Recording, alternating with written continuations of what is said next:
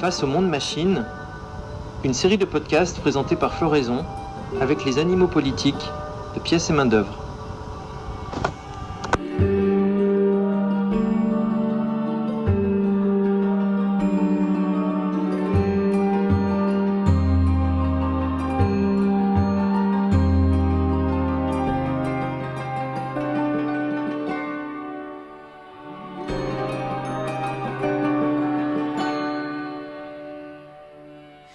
Bonjour et bienvenue sur Floraison. Vous écoutez Machine et Monastère. C'est le 9e épisode de la série Face au monde machine, un entretien technocritique au long cours avec les Grenoblois de Pièces et Main d'œuvre. Si vous n'avez pas écouté les épisodes précédents, on vous conseille de commencer par le premier pour une meilleure compréhension globale. La semaine dernière, nous avons vu ce qu'est la puissance et comment elle se manifeste. Nous sommes remontés au développement de la puissance au début de la civilisation. Nous continuons à présent notre fil chronologique au Moyen-Âge avec l'apparition des premières machines et des monastères. Dans les commentaires en ligne, j'ai vu quelqu'un qui proteste aucune critique du capitalisme et une autre personne qui dit « Mais non, le problème, c'est pas les industries en elles-mêmes, c'est le capitalisme. » Alors, pour que les choses soient claires, vous n'écoutez pas un podcast anticapitaliste, vous écoutez un podcast anti-industriel. Ce n'est pas la même chose. Et d'ailleurs, vous allez découvrir dans cet épisode que l'industrie et ses machines n'ont pas attendu le capitalisme pour découper le temps, pour réduire le monde en pièces et pour détruire la nature. Bonne écoute.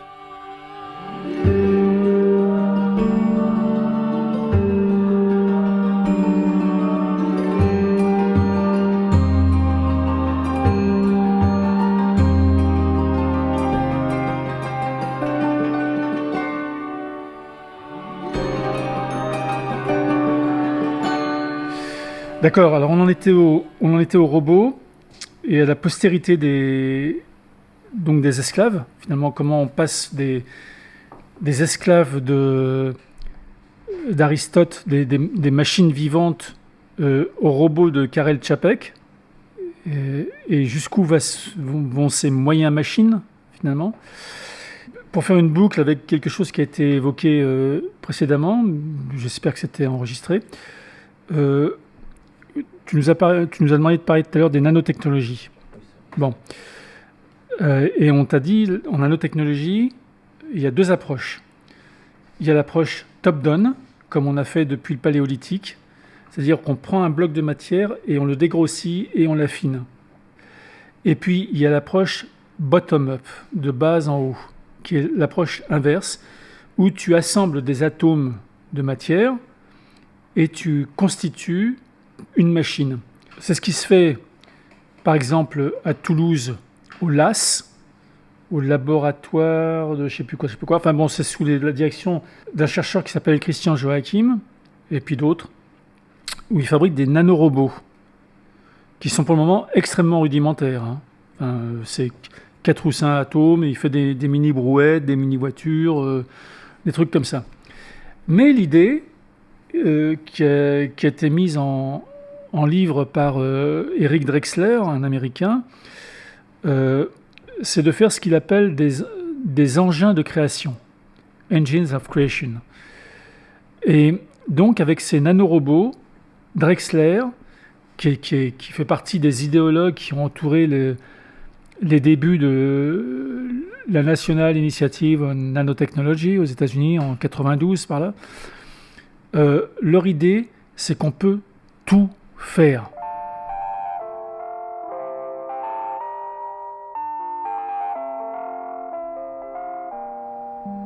C'est-à-dire qu'il suffit de programmer ces nanorobots et de les produire en nombre suffisant pour qu'en 2 temps 3 mouvements, ils te fabriquent n'importe quoi. Et quand je dis n'importe quoi, c'est n'importe quoi. Une table, un ordinateur, une voiture, y compris donc non seulement des artefacts, mais des objets vivants. Un arbre, une baleine, tout ce que tu veux.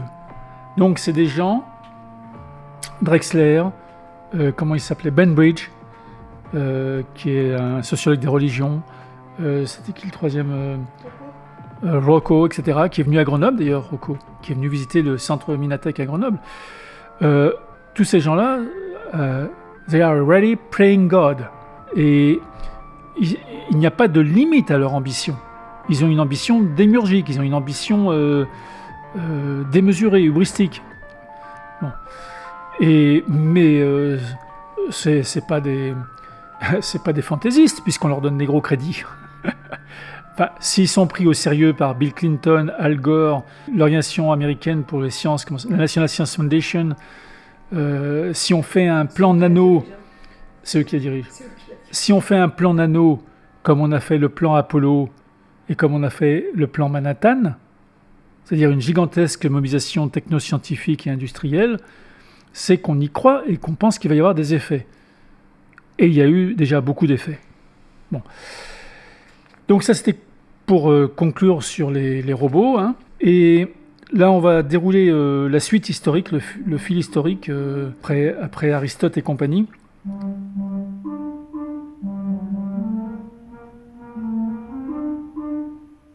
Le fil historique, tu comprends bien que d'un côté, on continue à prier, de l'autre côté, parce que de toute façon, il ne s'agit pas d'offenser les dieux ou Dieu au cas où il existerait. Bon. Et s'il existait, il peut donner un coup de main. Ça, c'est où et quand ? Là, on est toujours en Europe. Hein. Moi, je parle dans le cadre européen, occidental. Et on pourra revenir plus tard à ce qui se passe en Chine, en Inde ou ailleurs. Donc, dans le cadre européen, de part et d'autre de la Méditerranée, de part et d'autre de l'Atlantique, de part et d'autre de la Volga. Enfin, on commence donc à développer les moyens machines de la puissance. C'est rudimentaire au début, c'est pénible. Nous, on a visité une proto-usine à Arles, un moulin qui fabriquait combien ? 600 kilos de farine par jour. Et c'est à Arles, il faut aller voir ça au musée de Arles, c'est vraiment passionnant. Puis il y a aussi la tête de César qui est très belle. Et c'est un mécanisme, c'est une machine qui prend l'eau du Rhône, qui la remonte par un système de godets, qui fait tourner les meules et qui retombe en bas et qui remonte en même temps. Bon. Et de façon à pouvoir approvisionner la ville d'Arles, qui est à l'époque une des perles de l'Empire romain, en farine chaque jour, pour que les gens, les boulangers, puissent faire cuire leur pain. Bon. Donc ça y va plan-plan.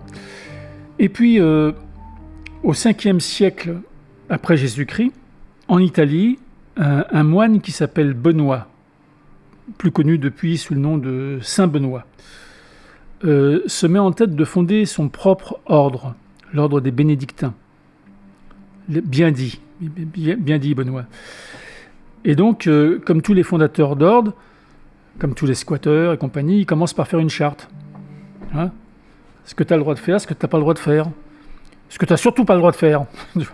Bon, et ainsi de suite. Et une des règles qu'ils mettent en place, c'est « ora et labora ». Prie et travail.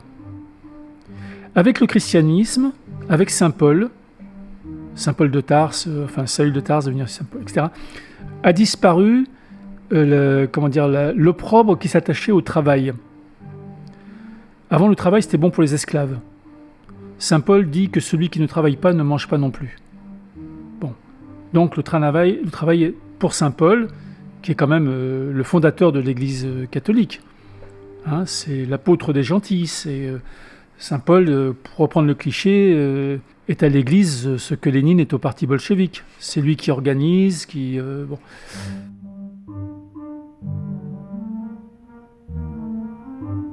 Donc, Saint Paul lève l'opprobre sur le travail. Non seulement il faut travailler, mais le travail plaît à Dieu. Et donc, Saint Benoît, 4 siècles plus tard, quand il fonde son ordre, dit « ora et labora », prie et travail. Mais évidemment, quand tu es moine, quand tu es frère dans un couvent, tu n'es pas comme un manant ordinaire. Tu es là pour prier, pour le culte. Donc il faut que tu aies beaucoup de temps pour prier et pour chanter des hymnes, etc. Donc il faut que ton travail soit extrêmement productif. il faut qu'il y ait beaucoup de rendement. Il faut que tu travailles le moins possible, mais en même temps que ton travail soit le plus productif possible, de façon à avoir le plus de temps possible pour prier. Et donc, Saint Benoît introduit le vers de la rationalité du travail, dans l'irrationalité, disons, de la foi. La foi n'est pas rationnelle. La foi ne se laisse pas rationaliser, sauf par les psychologues, mais les psychologues sont étrangers à la foi.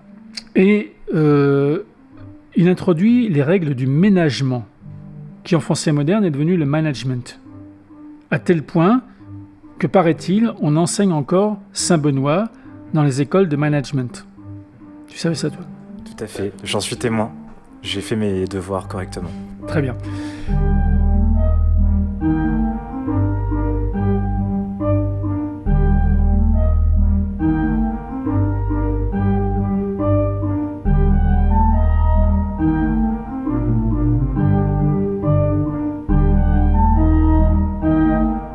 Et donc, les moines obéissant à la règle de Saint Benoît, et puis les autres ordres imitant petit à petit les bénédictins, parce que ça marche, c'est efficace.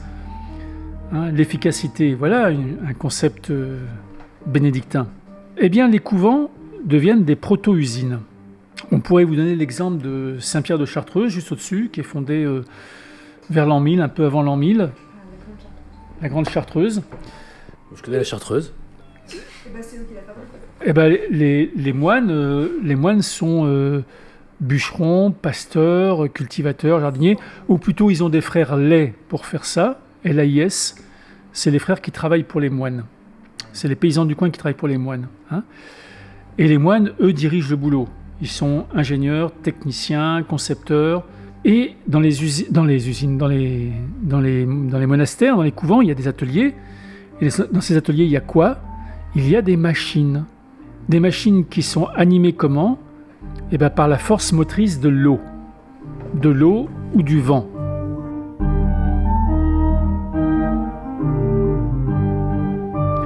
Les premiers moteurs, ce sont des moulins. Pardon, avant les moulins, il y a les hommes et les animaux. Ce sont les premiers moteurs. Les esclaves qui poussent la roue, les ânes et les bœufs qui poussent la roue sont les premiers moteurs. Après, il y a les moulins, à vent ou à eau.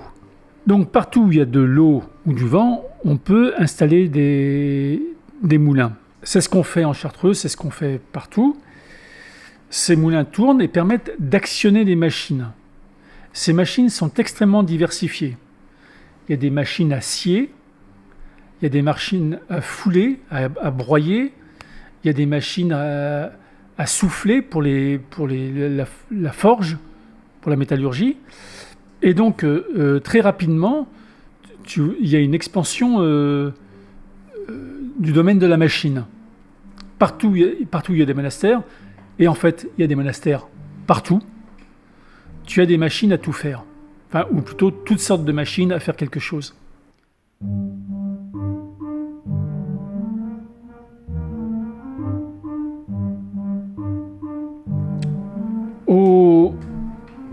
Au XIIe siècle, donc quelques siècles plus tard, ça a atteint de telles dimensions qu'un historien qui s'appelle Jean Gimpel a fait un petit livre qui s'appelle « La révolution industrielle du Moyen-Âge ».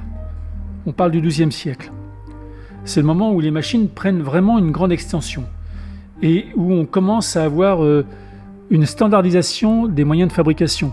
Par exemple, pour faire les cathédrales. Tu sais, le XIIe siècle, c'est l'époque des cathédrales. Bah, excuse-moi, mais quand tu as vu la cathédrale de Sens, par exemple, la cathédrale de Sens, la cathédrale d'Amiens, tu vois, c'est incroyable. Tu comprends qu'il faut des grues, qu'il faut des plans, qu'il faut des... Enfin,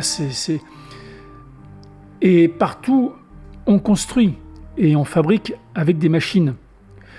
Par exemple, ici, dans le Grésivaudan, il y a des mines de fer et puis des mines d'autres choses, et tu as des forges, de la métallurgie. Et tu as des hauts fourneaux. Et pour chauffer ces hauts fourneaux, il faut prendre du bois. Donc, la montagne est complètement déboisée. Tout le bois, c'est un peu l'histoire qu'on vous racontait le jour avec l'eau pour Aristide Bergès, là c'est le bois. Le bois va dans la gueule des machines pour faire de la forge. La forge de quoi ? Eh bien, des clous, des vis, des carreaux d'arbalète, des pièces d'armure, des ferrures de portes ou de fenêtres, enfin, une quantité d'objets inimaginables. Des étriers pour les chevaux, des socs pour les charrues, puisqu'on a inventé le soc, et ainsi de suite. À tel point que les paysans du coin finissent par faire une pétition et à s'adresser aux dauphins, c'est-à-dire à leur seigneur, en disant nous, on n'a plus de bois. On n'a plus d'endroit où faire paître les cochons ou ramasser du bois de chauffe. Ça marche, c'est plus possible, quoi. Donc, tout de suite, tu as des conflits d'usage. Et tu vois que dès les origines, l'industrie, elle ne se contente pas de transformer le monde, elle le détruit. Hein, en tout cas, elle détruit les bois.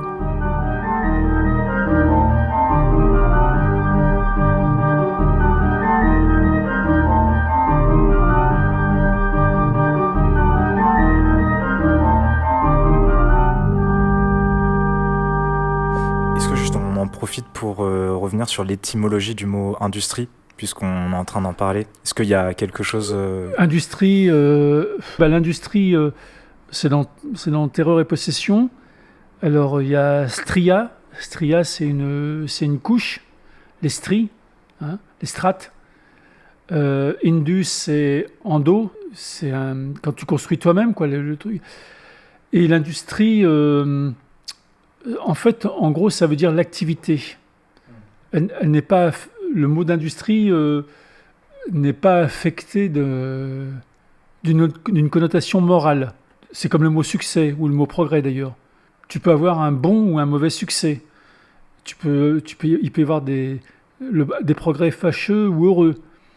Et tu peux avoir une industrie heureuse ou coupable. Il y a de coupables industries. Bon. Et industrie, c'est censé quand même être une activité un peu secrète, un peu cachée. D'où le préfixe indu, qui veut dire endo, qui veut dire intérieur, inner, inside, intestin.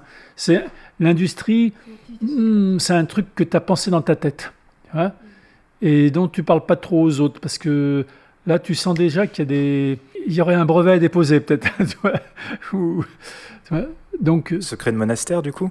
Ah bah il y en a eu, hein. Bien sûr, il y en a eu, ça c'est sûr. Donc la liqueur de Chartreuse est couverte par le secret de toute éternité. Seuls les frères Chartreux connaissent la recette exacte et la produisent non plus dans leur couvent. Maintenant, ils ont des caves, mais ils ont des caves depuis longtemps. Mais c'est typiquement une industrie, une activité secrète. Et quand tu bois un verre de Chartreuse, demande à Obélix, ça dépote. Bon, donc... cette révolution, donc c'est la révolution industrielle du Moyen-Âge, hein, grosso modo entre le Xe siècle et le XIVe, mettons. Et donc, ça part donc des monastères, et la trace est repérable dans la langue.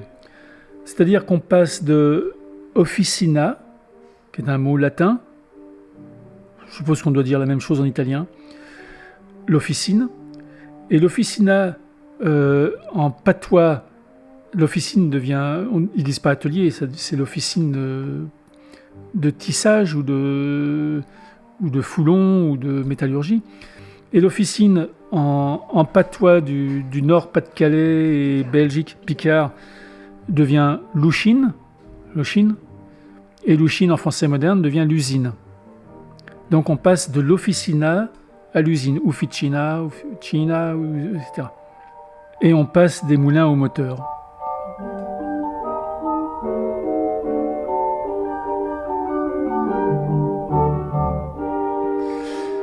Bon, il faut reconnaître, il y a quelqu'un qui a beaucoup travaillé là-dessus, qui a fait un livre extraordinaire, vraiment extraordinaire. Oui, tu l'as lu, je ne sais pas si tu l'as lu. C'est Pierre Musso. C'est La religion industrielle. Monastère, manufacture, usine, chez Fayard. 700 pages. Ah, c'est le genre de livre, ça te fait bien un trimestre. Hein. Mais en même temps, ça te permet de t'épargner la lecture de 700 livres. Hein. Tu commences par lire celui-là et J'en parle d'autant plus à l'aise que, enfin, on connaît Pierre Musso, on s'est vu 2 fois, on a parlé. Il n'est pas anti-industriel. C'est un trotskiste d'origine, et en fait qui est resté marqué par le socialisme scientifique, on n'est pas sorti, quoi. Donc il a été amical avec nous, mais à part ça, il n'est pas d'accord avec ce qu'on dit. Quoi qu'il en soit, donc les moulins se multiplient, les entreprises de l'époque qui sont les monastères les exploitent, à telle enseigne que Jean Jampel dit qu'à un moment donné, à Saint-Germain-des-Prés au XIIe siècle, Saint-Germain-des-Prés qui à l'époque donc est un petit village au milieu des prés, avec plein de cours d'eau riants qui circulent dans tous les sens, il y a, je crois, c'est 59, enfin je ne sais plus si 59 ou plus, moulins en activité. Sur ce petit, tu vois, c'est une zone industrielle en fait, avec des moulins à tout. Bon.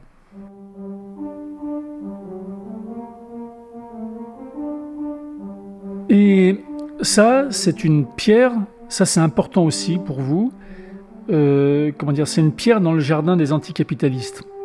Si les anticapitalistes avaient un jardin. Parce qu'en fait, ce qu'on voit là, c'est le développement de la puissance, des moyens de la puissance, de la course à la puissance, au moyen des machines, avec des machinistes et des machinations, donc en fait au moyen de l'industrialisation. Et donc, ce que vous voyez là, c'est le développement d'une industrialisation avant le capitalisme. Il n'y a pas encore de capitalisme. En tout cas, il n'y a pas encore de capitalisme industriel. Il peut y avoir un capitalisme, on peut estimer qu'il y en a eu dans l'Antiquité, mais c'est un capitalisme marchand. C'est le voyage au long cours. Pour Fernand Braudel, donc historien, etc., le capitalisme... Il a du mal à le définir et Braudel fait remarquer que Marx ne parle pas du capitalisme. Il parle du capital. Le capital, ça peut exister. Bien sûr que ça existe. Où il parle du mode de production capitaliste. Mais il ne parle pas de capitalisme. Le mot capitalisme, c'est un mot qui arrive au XXe siècle, au début du XXe siècle, non, à la fin du XIXe siècle, pardon, par le biais d'un théoricien allemand qui écrit sur Marx, Engels, etc. Engels vit encore, il laisse passer, enfin il dit trop rien, Engels c'est vieux, bon. Puis il y a tellement de choses sur lesquelles il intervient, bon. Et donc le capitalisme, qui n'est pas à confondre avec le marché non plus. Le marché est nécessaire, il faut bien qu'on puisse échanger des produits. Tout le monde ne peut pas tout produire. Le capitalisme, Braudel le lie au marché, au voyage au long cours. Envoyer des bateaux très très loin, d'Italie en Chine ou au Japon ou en Inde, ça coûte très très cher et c'est très risqué. Donc on se met d'accord à plusieurs marchands, beaucoup de marchands, et chacun paye une part, ce qui permet de limiter les risques. Tu limites les risques. En revanche, quand le bateau revient, s'il n'a pas coulé, s'il n'a pas été attaqué, si les pirates l'ont pas pris, si ceci, si cela, alors là, le retour sur investissement est fabuleux. Ce qui permet d'ailleurs cette accumulation que les marchands ensuite pourront investir dans autre chose.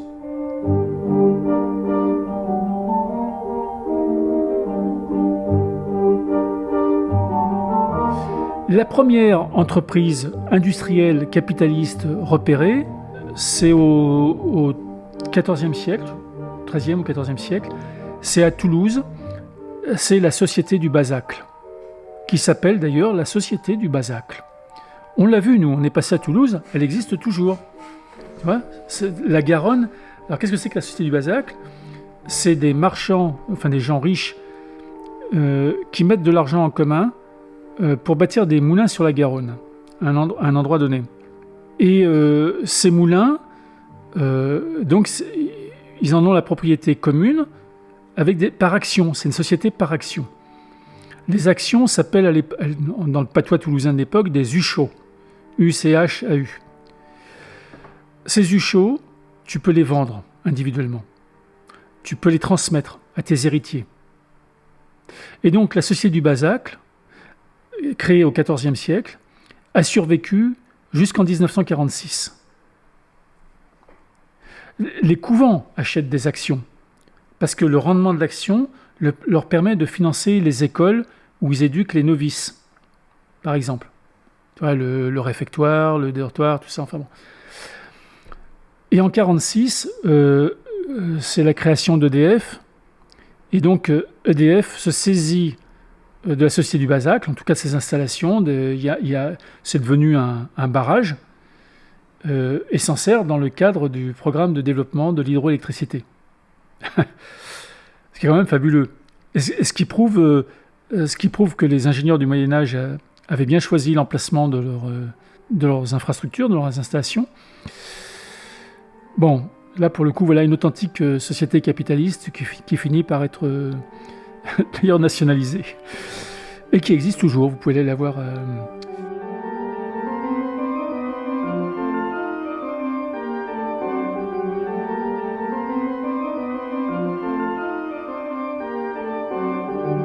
J'ai lu dans La Méga Machine que la fin de la Méga Machine d'un historien allemand, j'ai oublié le nom, il parle justement de ces monastères et il y ajoute aussi la division du temps, découper le temps, ce qui a donné lieu...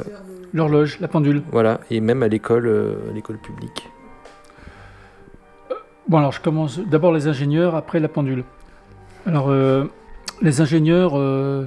bon, c'est pas moi qui ai... Ah ben, c'est encore Gimpel. C'est encore Gimpel qui parle des ingénieurs. Et alors, bon, bah, dedans, on reconnaît la racine génos, géno, génétique, génie, engendrer, générer. Les ingénieurs sont ingénieux. C'est un doublet sémantique. Et donc, grâce au génie des ingénieurs, ça permet de produire, comme dirait Marx, ou de provoquer, comme dirait Heidegger, l'électricité qui était dans le flot de la Garonne, grâce aux moulins bâtis par les ingénieurs. Enfin, dans un premier temps, ils se saisissent de la force hydraulique du fleuve, et plus tard, d'autres ingénieurs viendront qui en extorqueront, qui en produiront, qui en provoqueront la force hydroélectrique. Voilà. Donc les ingénieurs, c'est ces gens qui, grâce à la science et aux techniques, arrivent à extraire de la matière des forces, des moyens, des matières premières qu'on ne savait pas exister a priori.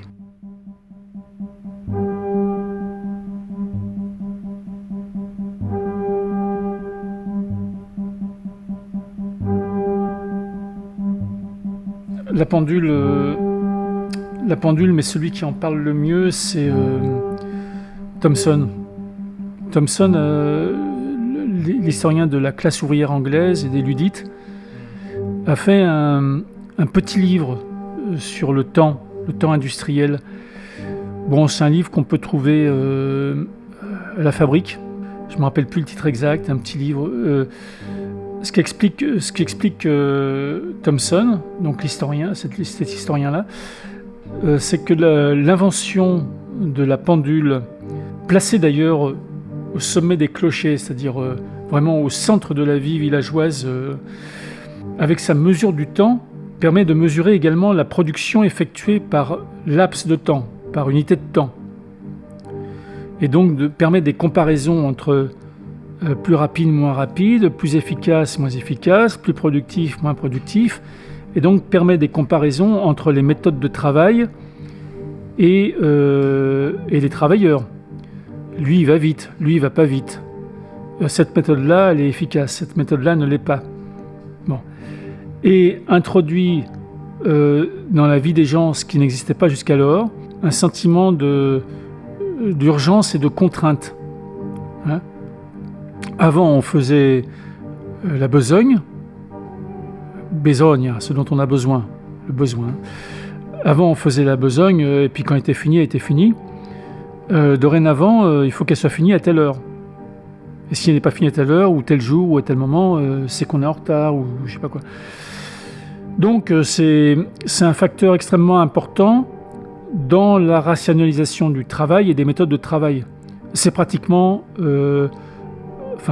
c'est l'ancêtre de l'organisation scientifique du travail de Ford et de Taylor et du travail au chrono. Sauf qu'on n'en est pas au chrono, on en est à la pendule. Bon, je vois pas ce que... Enfin, ce qu'on peut dire également, c'est que, évidemment, ça ne s'arrête pas à la sphère du travail et de la production. C'est-à-dire que c'est désormais toute la vie qui est rythmée par les coups de l'horloge et la cadence du temps. Le temps n'est plus un flux ininterrompu, c'est au contraire une succession d'instants. Et peut-être d'une façon plus large, toutes les unités, puisqu'on ne peut pas contrôler ce qu'on ne peut pas mesurer. C'est ça, il faut quantifier. La quantification permet la mesure permet d'objectiver des phénomènes qui avant n'étaient pas, qui n'étaient pas objectivables, qui n'étaient pas mesurables.